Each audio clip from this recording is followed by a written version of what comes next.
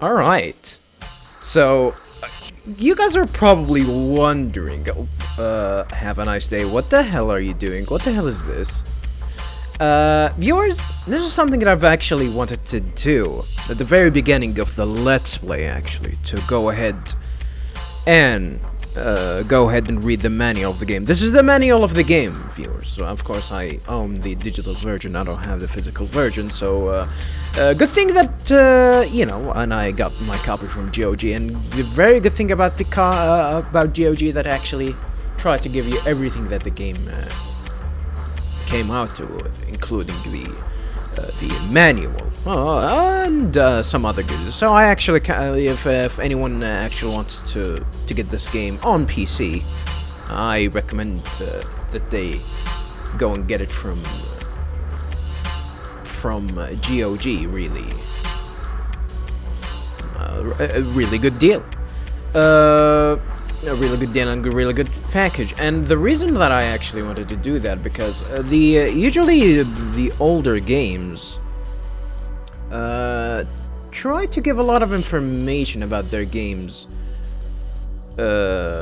in the manual. Unfortunately, this is something, well, it's not an unfortunate thing per se, but it's unfortunate that some of the old games that gets re-released do get released without these kind of knowledge, without these kind of information. So I wanted to do this at the very beginning of the Let's Play, but I thought it's actually this should be a better moment, a better time to actually go ahead and read these, because at this point in this game we should have already got introduced to the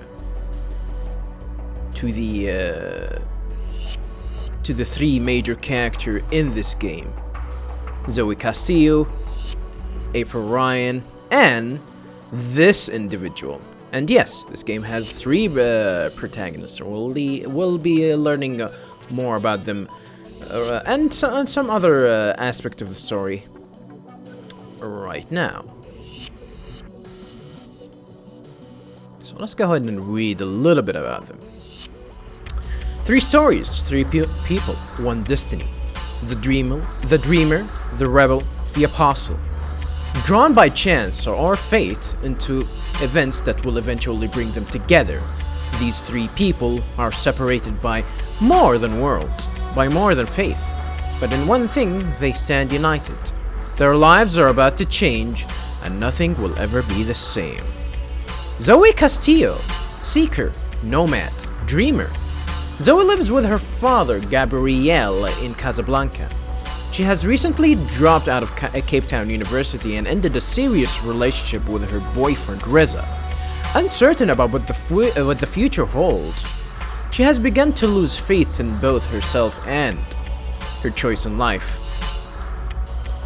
But Zoë is about to get drawn into a global conspiracy that will take her on a dangerous journey across continents, over vast oceans, through exotic cities, past the divide between the worlds, and into the mysterious and desolate place called the Winter. Yeah, we still haven't seen, about this winter that they're gonna talk about. I think they're gonna call it something else in the game, though. And by the winter I mean the place that we've been at one time when we faced the little girl before we actually venture through Arcadia. And for the first time in her life, Zoë will have to take a stand and risk everything to have not only the person she loves, but also herself. And here we got the surprise of this game. She used to be the protagonist in the first game, but now she's not the very very first character to play with, but she will play an important role nonetheless. April Ryan, rebel, emissary, chosen. 10 years ago, April Ryan went on a journey that changed the course of history. A decade later, the innocent girl has grown into a delusioned woman, trapped in a world that will never be her home. She has lost everything She has lost whatever faith she had in humanity, and she has chosen a life of hardship and war in order to silence her own personal demons. April may believe that she has finally laid her past behind her, but she is about to discover that destiny has a way of catching up with you. And here we get introduced to the third character. Kian, soldier, apostle, assassin. Kian served the six without question or hesitation. The six, they mean the six gods, or goddesses, I think. Is it goddesses or gods? I think they're goddesses that the Alvane believe in. And the Alvane are the people that is the occupying force of course, of Marcuria at the moment. He brings the world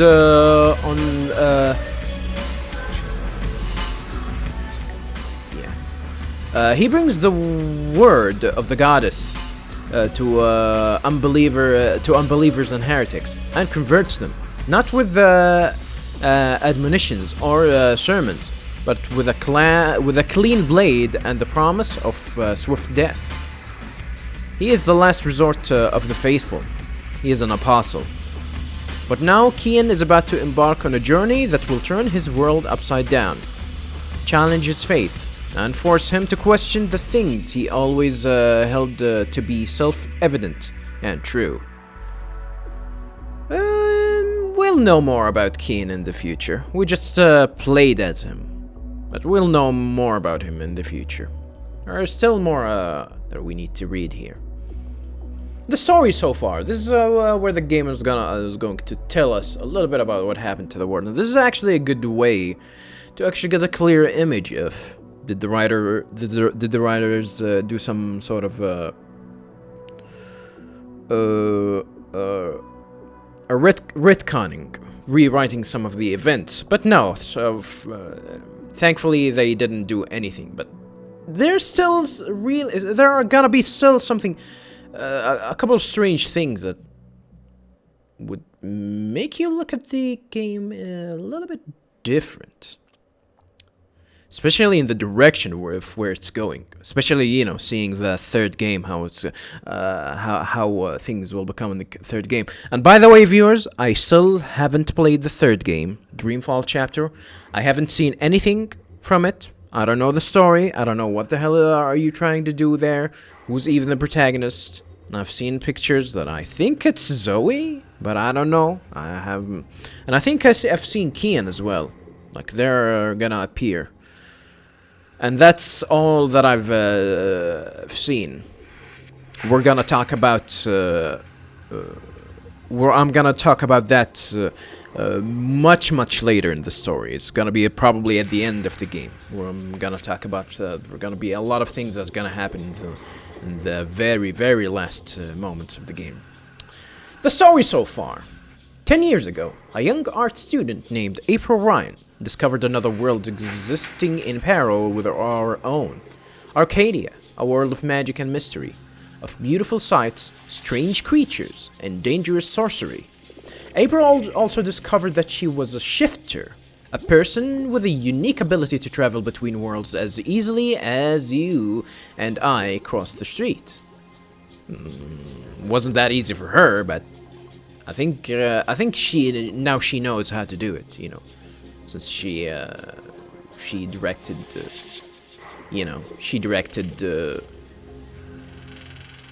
Zoe to do so. Even though we discovered that Zoe is not a shifter, but something entirely else.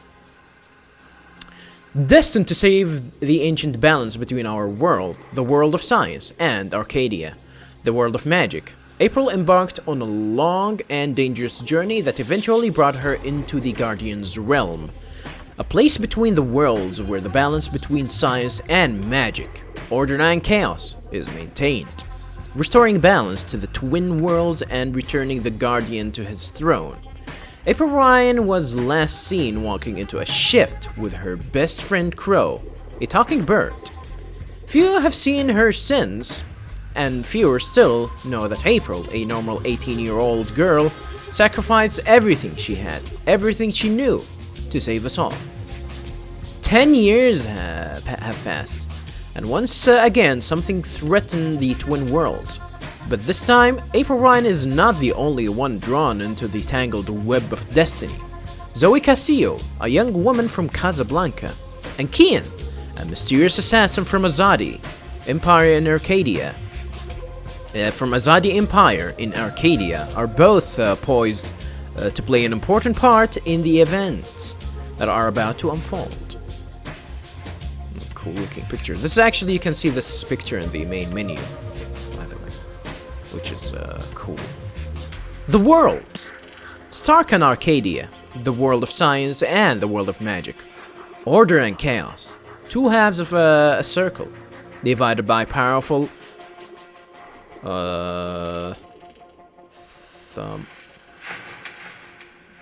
I've never seen this word before. Yeah, I've this is I haven't read this part. I probably thaumaturgists. A thaumaturgist? Never heard of that word before. But a powerful thaumaturgist 10 millennia ago to prevent humanity from destroying itself. I mean, we know the story, by the way, of what happened before. Is this gonna? I'm gonna read through. If this game, if this manual doesn't sum it up, I'm gonna sum up what happened in the first game. Stark is our world. 2 centuries into the future, but much the same as the world we know today. Arcadia is alien and magical, but still comfortably familiar. It's the mirror image of our society, with magic instead of technology. But there is a third place, a different place. Those who know of it call it the winter. It is between, below, and above. It is ahead and behind. It is past and future. Everywhere and every wind, and it hides a terrifying secret that will tear the twin worlds apart and cast Cosmos into total chaos. So, what happened in what this is trying to summarize, and it's actually telling something new here, which is there is a third world to yet have been discovered, and that is the winter. It's gonna be called something else, by the way, in the future.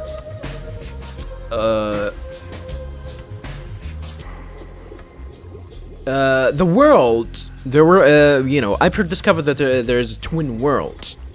Stark, the Earth that we live in, and Arcadia, the other world, another parallel world of the same Earth, but instead of them relying on magic, of logic, they rely on magic. Magic and logic got separated, so Earth got the logic aspect and Arcadia got the magic aspect. And they are not to be, intertwined for some reason.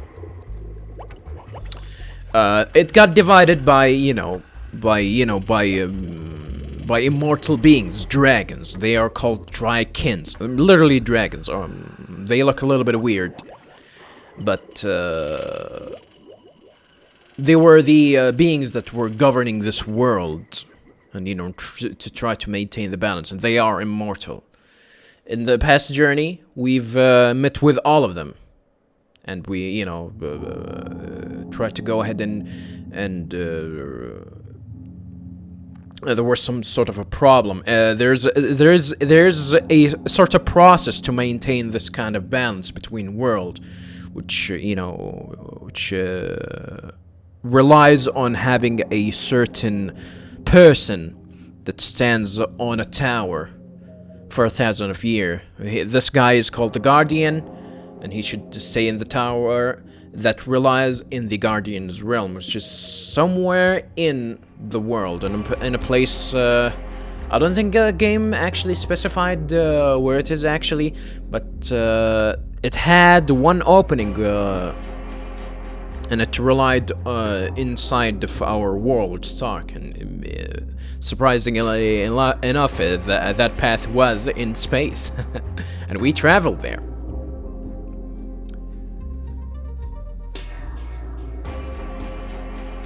So, and what we actually did there, you know, a lot of things happened. If you want to know what happened exactly, you should go ahead and play the game for yourself, or watch any playthrough of it. But in the end, there are a couple of problems. The Guardian went missing. We were supposedly we thought that we are actually the next Guardian, which, you know, the being Guardians gets passed down every 1,000 years, and, you know, the Guardian got rejected, and it's time for a new Guardian to enter. April thought she was the one to be the next Guardian, with her special powers and the prophecies and whatnot. And in the end, we discovered that she is not. It was someone else. And at the end, April went back. April went back, supposedly to her world, but you know, now we discovered that April didn't actually go back to her world. She actually stayed in Arcadia, in Marcuria to be exact. Now the game here is going to try to explain to us of what happened after these events, or during these events. I think these are the things that happened after the fact that, you know, when April actually went back there. Stark, post-collapse. 2219, 10 years ago, something happened. No one can remember exactly what happened or why, but it changed the world. After almost 2 centuries of complete freedom, we were trapped, earthbound, the skies above us closed, cities on the other side of the planet inaccessible. For a time, brief but terrifying, we were powerless, frozen, stunned into silence by events that we could neither explain nor understand. And then, slowly but surely, we picked up the pieces and moved on. A week, 2 at the most, and then civilization brushed the dust of the past off its clothes and set its sight on the future again. So we couldn't fly without wings anymore. So we couldn't jump through a hollow in cosmos. So we couldn't communicate with those who had moved beyond our solar system. Had we not lived like this before? Could we not live so again? So there's something that actually happened there, and I gotta be honest with you, viewers. I think I should actually talk about that later, probably later. But this is what the game is actually going to describe to you at the first time you pick up the game, which is really important.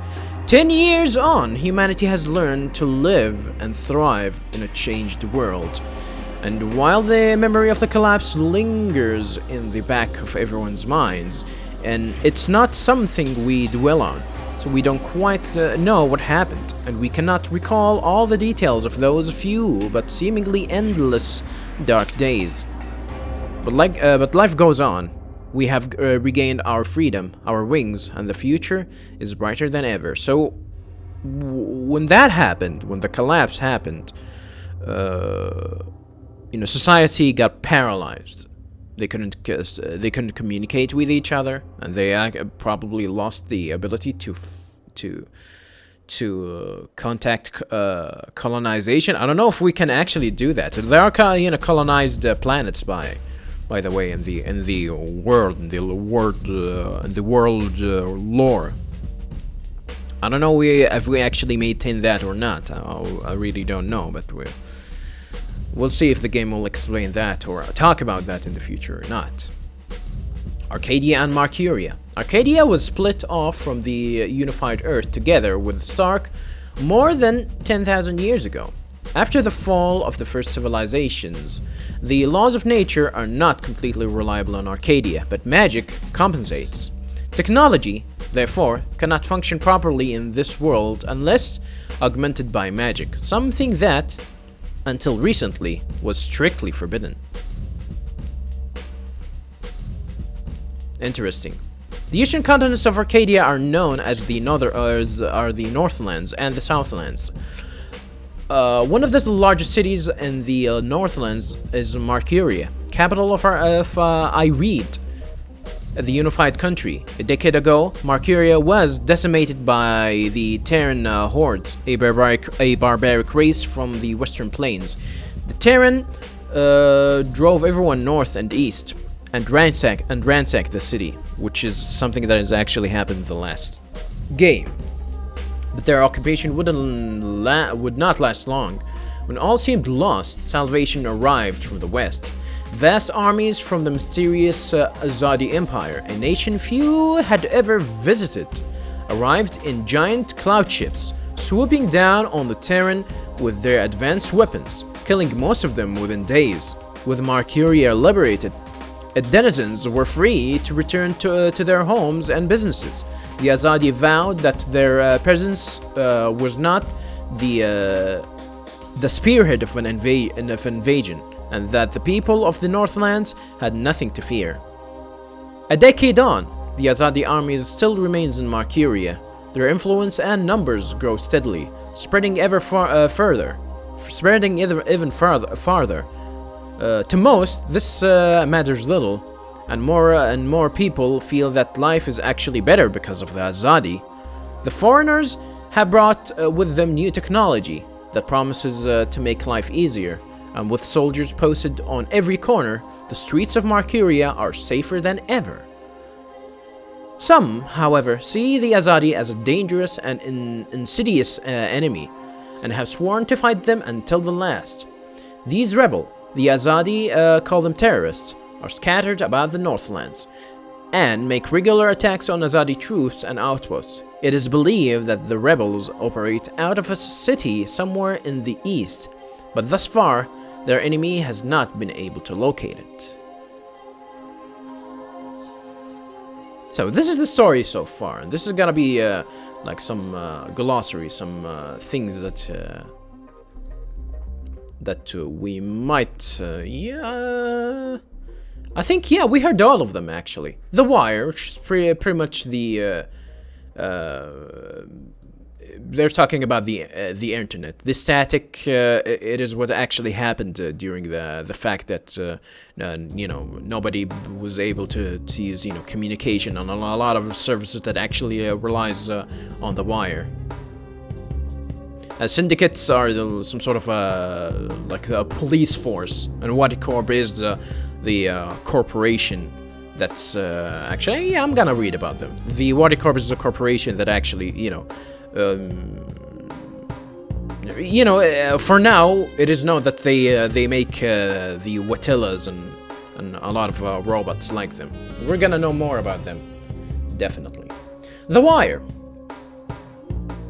The Wire is omnipresent, and it knows exactly where you are, always. The Wire is a wireless network that links every device and reaches every location on Earth, however remote. It used to buy mobile phones, screens, consoles, fridges, security cameras, toys, clothes, cars, hell, even clothes. Everything is connected. Everything communicates. Severing embedded wire transmitters and receivers in product is a thriving black market service. More and more people have become fed up with the constant invasion of privacy, and have started to seek out neutral wire-disabled products. Interesting that this is something that actually might happen in the future. Like everyone is actually sort of connected in some way, and a lot of people are talking about privacy policies and about some government enforcing them. The U.S. are actually enforcing the what you call it,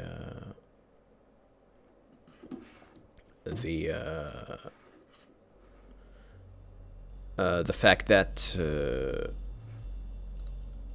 the fact that people get constantly monitored by cameras and whatnot. And Germany, I think Germany are fighting these kind of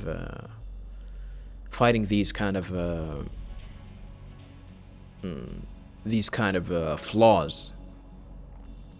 The static. For several weeks, a strange phenomenon has occurred with increasing frequency. The media calls it the static. It has affected all devices connected to the wire, which, in effect, means everything. Screens have flickered and shut down. Planes and trains have been grounded. Automobile control systems have failed, causing deadly accidents. No one knows the true cause of the static, and theories range from solar storms to terrorism. But as of yet, no one has been able to explain it or stop it. And people, particularly those who lived through the collapse of '09, are getting worried. So the static is actually something recent. It's not... it might be connected to the collapse. We don't know. The collapse is something entirely else. The static is something that actually should have been something recent. I don't think they specify when that happened, though. The Syndicate. The upheaval caused by the collapse led to the establishment of the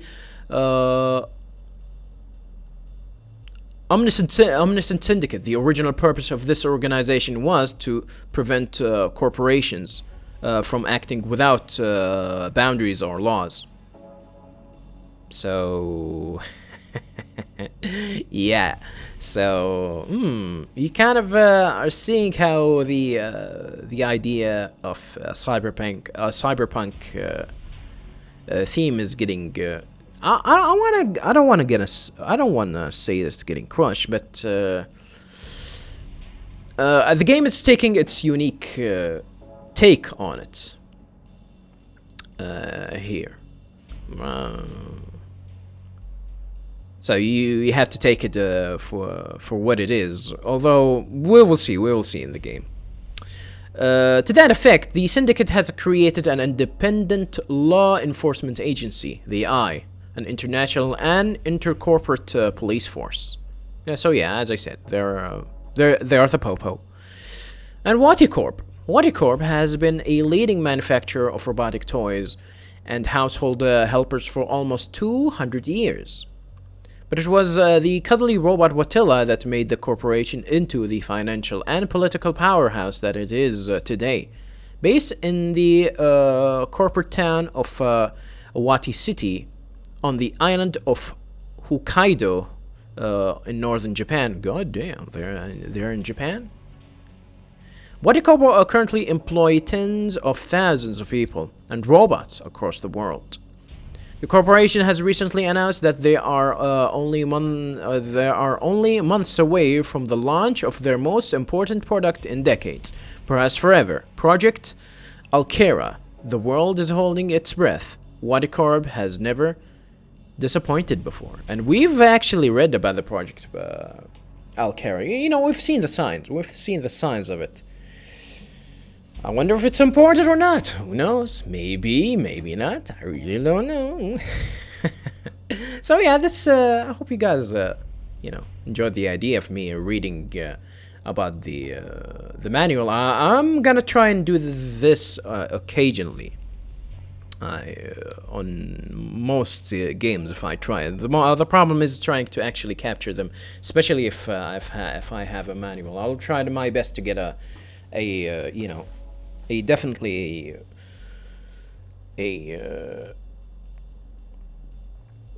some sort of a digital copy for most games that especially if they have something. I usually read them before I do that, but I thought this is the first time that I've actually, should actually record them on a Let's Play, because some of them might actually have cool information. Some might, maybe some important information, maybe things that contradicts the game that people are not aware of. So, yeah. This is it. This is it for now. Now back to Kian. What the hell is this guy? Is he really important?